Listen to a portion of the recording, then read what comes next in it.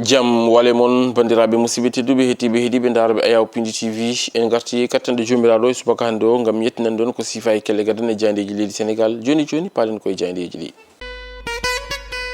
alkamisa jeeɗiɗi lewru août hitande ujunnaje ɗiɗi e nogas e joyyi ko sifa e kelle gadan e jandeji leydi sénégal eɗen puɗɗoro e jayde guendire nde jayde le soleil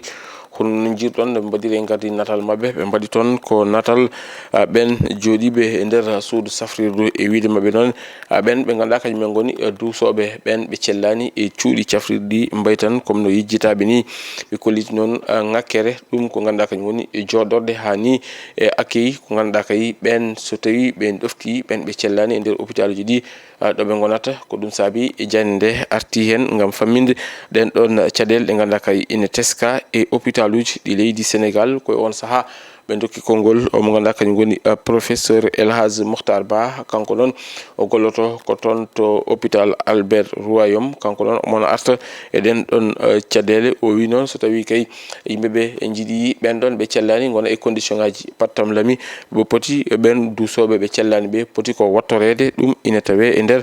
jayde ganduɗa kay ko kam woni jayde guendire nde le soleil ko wona ɗum ko jayde guendire nde yeehi ha toon to Touba totti konngol omo ganduɗa kañum woni joguiɗo konngol mo Touba on woni Serigne Bassirou Abdoul Khadre kanko Serigne Bass Abdoul Khadre noon omono waɗa erago fewde e laamu leydi sénégal ɗum ko caggal ɓen ɓe ganduɗa ene molto e ɓoggi karalle kesi ɗi ene kaala biyoje bonɗe ene mbaɗa kadi gueɗe kantorinde kanko noon joguiɗo konngol mo Touba omono ewno laamu ngu koye on saaha jayde ganduɗa kañum woni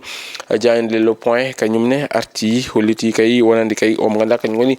Serigne Bass Abdoul Khadre o suuti ɗiɗon konngudi ko e yesso e jagorɗo kalfinaɗo ko yowiti e télécommunication mo ganduɗa kañum woni Aliou Sall ɗum ko caggal jillu muɗum toon to Touba e wiide makko noon kanko on mo ganduɗa kañum woni joguiɗo konngol mo Touba o arti hen e nder jayde le point ɗum woni réseaux sociaux o foti ko waɗede régulariser woni tan yuɓɓitinede ha ɗum hano ɗum hannirta niyete ɗum ina tawe e jayde le point kono ɗum ko musidɓe jeyankoɓe garti e gam ruttude teddugal omo ganduɗa kañum woni Mouhamadou Moustapha Ba mo ganduɗa kay gonnoɗo ete jagorɗo e nder leydi e sénégal ɓe koltinon kay wonande sénégal nena waɗa célébré 60 ans ɗi ganduɗa kay on ɗon korkajo gollinoma ɗum laamu leydi e sénégal ɗum ina tawe e hello tati e nder nden ɗon jayde ganduɗa kay ko kam woni jayde le point goɗɗum ko tawote e nder jayde le point ko yuwiti e alhaali gartam ganduɗa kay ummoto ko e nder leydi ndi ɓe koltino wonde kay ɗin ɗon revenu ji ko fewti e mine ene wonta noon sénégal nena fadi on ɗon record mo ganduɗa kay ko ina tolni e capanɗe jeeɗiɗi milliards taw ko copareje meɗen franc CFA e hitande 2025 ɗum ina tawe e jayde ganduɗa kay ko kam woni jayde le point e jayde vox populi kañum arti ko e grève mo ganduɗa kay ɓen ɓe ganduɗa kañum woni syndicat biyeteɗo sud juste ene wonno e muɗum ɓe koltino wonde kay ɓen ɓe kabri wonande kay on ɗon grève ɓe dartini ɗum ko caggal balɗe capanɗe 4 mo ganduɗa kay 45 jours mo ganduɗa ɓe gonno e grève kamɓe musidɓe men jeyankoɓe ɓe garti e on ɗon grève mo ganduɗa kay on ɗon syndicat ƴetti pellital gam dartinde on ɗon grève ɗum ina tawe e nder jayde ganduɗa kay ko kam woni jayde vox populi kono ɗum ko ɓe garti on ɗon projet de loi mo ganduɗa kay koko fewti e ɓen ɓe ganduɗa kañum goni wiyeteɓe les lanceurs d'alerte ɗum ne kadi ina tawe e nder jayde ganduɗa kay ko kam woni jayde vox populi jayde wonde nde ganduɗa kay ko kam woni jayde rewmi quotidien kañum arti ko alhaali e jangde e nder leydi e sénégal ɓe kolti noon ko yewti e baccalauréat e hitande ujunnaje ɗiɗi e nogas e joyyi ene wonta noon ɗum résultat ji ɗi ene ussi no fewi ɓe kolliti noon wonande kay e nder région ngaji taweteɗe e nder leydi e sénégal ene woni noon ko région de Dakar ko kam ardi ko yewti e ndin ɗon jencudi ko ina tolni ene woni noon région de Dakar ko kam ardi ko yewti ndin ɗon jencudi ene rewi e région de Dakar ko région de Louga mo ganduɗa kay dañi ko ina tolni e capanɗe joyyi ɗiɗi piccal capanɗe jeegom e jeenayyi mo ganduɗa kañum woni département mo Rufisque kam dañi ko ina tolni e capanɗe joyyi e ɗiɗi piccal nayi ko yuti e taux de réussite ɗon to région mo Sédhiou noon dañi ko capanɗe tati e jeegom piccal capanɗe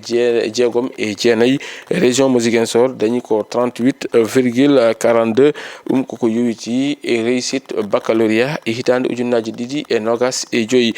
Jayinde yor kajum yalti e leydi ndi yaadi ko mo ganduɗa kañum woni hoorejo jagorɗo o toon to ganduɗa kañum woni toon to Turquie wiide mabɓe noon après kam e diplomatie économique ko ɗum kay woni ko yewtete e gunɗon jilɗu ganduɗa kay hoorejo jagorɗo nena woni e muɗum toon to Ankara e wiide mabɓe noon Sonko ne tawe toon to Turquie sababu o noon ko ngam yuɓɓitinde hono jokkodiral hakkude Ankara kam e Dakar ɗum ina tawe e jayde ganduɗa kay ko kam woni e jayde yor jayde La Turbine kañum rutani ko alhaali e cellal e dindon konngudi ɗi ganduɗa kay biyeteɗo Cheikh Seck suuti ɗum e jayde La Turbine warti noon o wi ko grosse manipulation woni e wadde o ganduɗa kañum woni jagorɗo tambiɗo ko yowiti e gueɗe cellal e nder leydi ndi ɓen ɓe ganduɗa kañumen goni temedde ɗiɗo e nogas sage-femme d'état ɓe ganduɗa kay koko mbaɗa recruté o arti on ɗon recrutement noon o wi ɗum ɗon fuɗɗaki hande o fuɗɗi ko gila e laamu yawtu ngu wolliti ɗum ɗon wonno ko eɓɓore o mo ganduɗa kañum woni Marie Khemesse mo ganduɗa kay gonnoɗo ete e jagorɗo ko yowiti e fannu cellal ɗum ne tawe e nder jayde ganduɗa ko kam woni e jayde La Turbine jayde coftal ɓalli nde e jayde La Turbine sport ko hen guddirten ruɓiɗo jaydeji meɗen kamɓe noon ɓe garti ko e afro basket masculin caggal afro basket féminin ɓe kolli tan noon wonde kay keppu gendijo mo leydi Sénégal gartiɗo e Dakaru lamorgo ngo ɗum ko ngam ƴettude on ɗon araray mo leydi Sénégal yabande on ɗon